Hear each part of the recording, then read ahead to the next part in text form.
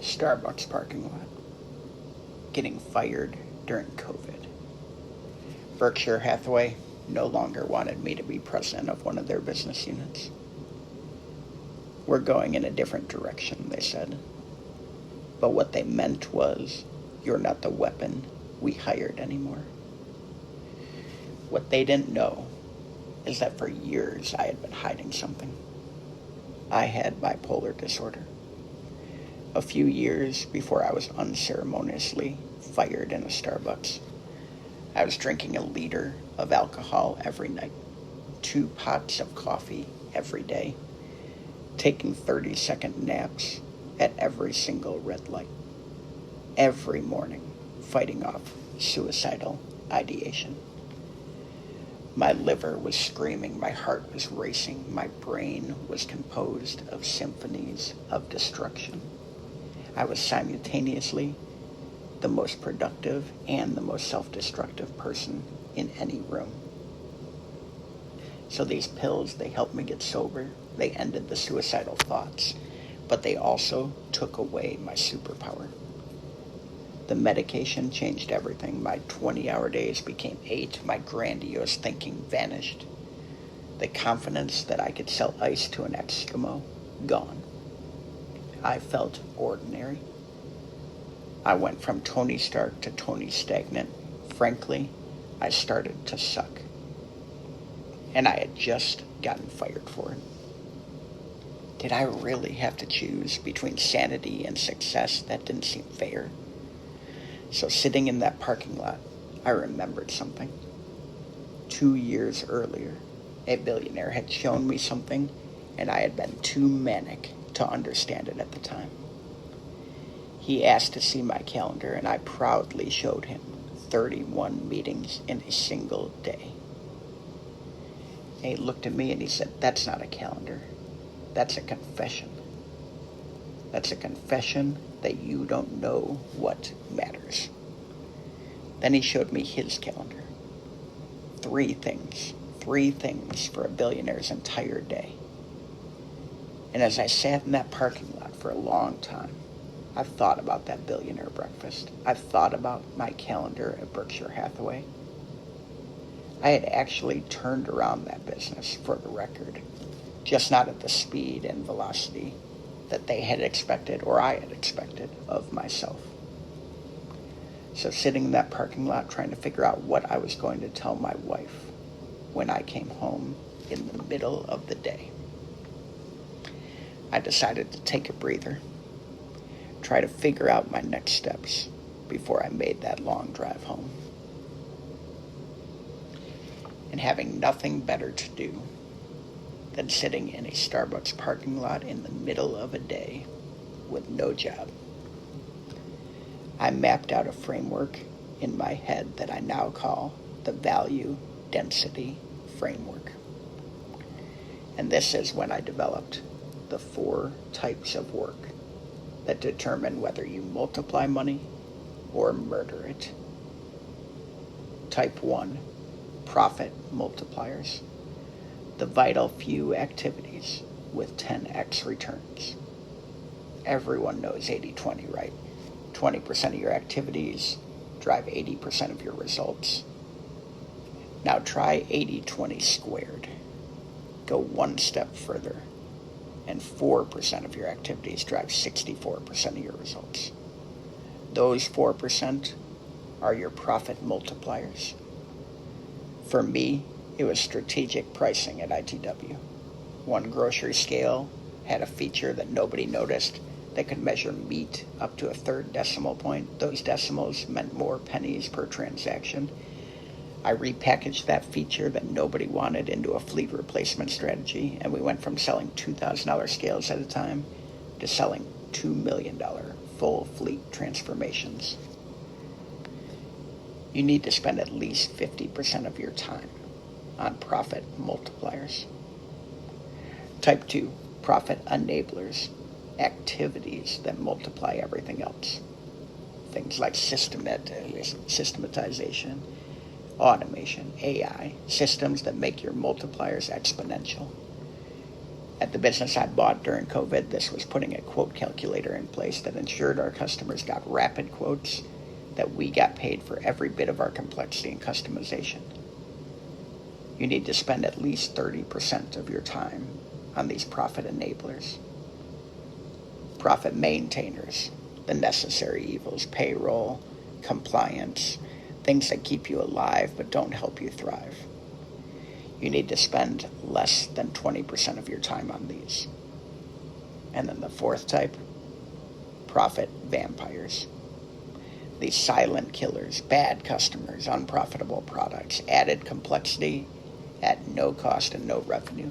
Useless meetings, these don't just waste time, they actively destroy value. These need to be aggressively destroyed. You must spend 0% of your time on profit multipliers. As I drove home to break this terrible news to my wife and my 4 children, I thought back to the previous month. I mapped out every hour of work for that month, 70 hours a week in the office. Guess how many were actually profit multipliers or profit enablers? 80%? No. About 12 hours each week, 12. The rest, activities that were murdering my value and I didn't even know it. Now, I'm not going to tell you how my family reacted to me getting fired, but I will tell you that by the time I had gotten back home, I had already decided to invest all of my money into buying my own business, right in the middle of COVID. I ended up buying a plastic manufacturer, heavy in the airline industry, which had just been decimated by this pandemic. Seemed like a good idea since half of the planes in the country were grounded, right? But this is what happened. I applied the profit density framework. I eliminated 60% of the products. I fired 10% of the customers. I focused all of our time and effort on driving the most profitable products. I murdered a sacred cow and launched a product that they were convinced would not work. I automated the quoting. I put in price increases, and we started getting paid for our complexity. And we made millions. Here's the Karelin Method that doubled my investment in 3 years. It's named for the most dominant athlete in modern sports history. Alexander Karelin was a Soviet wrestler who won 887 matches in a row. When accused of taking performance-enhancing drugs, he would say, "The people who accuse me of these drugs have never worked as hard in a single day as I work every single day." Here's what everyone missed. Karelin didn't win because he worked harder. He won because he understood something about effort that changes everything. It wasn't just about working more hours. It wasn't just about using every minute of those hours. It was about structuring his program so that every minute was spent working on only the activities that were going to drive the most benefit to his wrestling. While competitors spent hours and hours on the latest workout fad, over the 13 years that he went undefeated, Karelin was solely focused on just the handful of activities that drove the most ROI in terms of continuing to win every single time that he stepped out on that mat. Here are the 3 steps of the Karelin Method. Step 1, you do have to work harder. You have to work 20% harder. Not more meetings, more real work. Think 48 hours focused beats 70 hours distracted. Step 2, be 20% more efficient. How do we do that? We use the profit enablers. Automate, systematize, outsource, AI. Let technology multiply your effort. Step 3, focus. Focus everything on profit multipliers. When you're more productive and focusing all of your time and energy on the 10x activities, and the enablers, when you implement 80-20 squared, you don't compete, you dominate. The math is simple. 1.2 times 1.2 equals 1.44, but when that 44% improvement is focused solely on the 10x activities, that's not addition, that's explosion. This is not math, it's leverage. Now that we're using leverage, we have gone beyond simple math, and now you are using physics. Pull your phone out right now. Tomorrow, track every hour, and mark each one multiplier, enabler, maintainer, or vampire. If more than 50% of your hours are not multipliers, you are not competing. You are donating to your competitors' retirement funds. If more than 30% aren't enablers, you're not planning your future, you're planning your corporation's funeral. 90 days after getting fired, I bought a dying company. I applied the Karelin Method.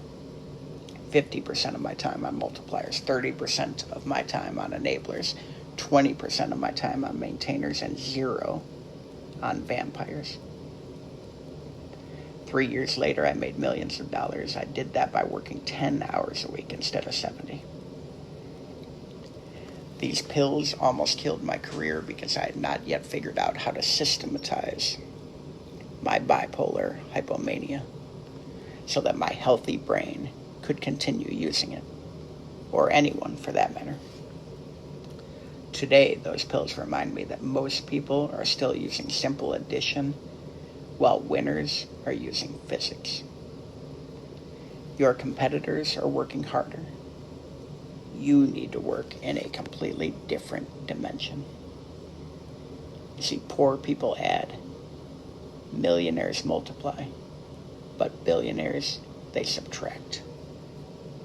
Tomorrow at 5 a.m., while they're checking email, you'll be murdering profit vampires. That's not time management, that's time multiplication. That's not math, that's physics. You don't need bipolar to use the Karelin Method. You just need courage.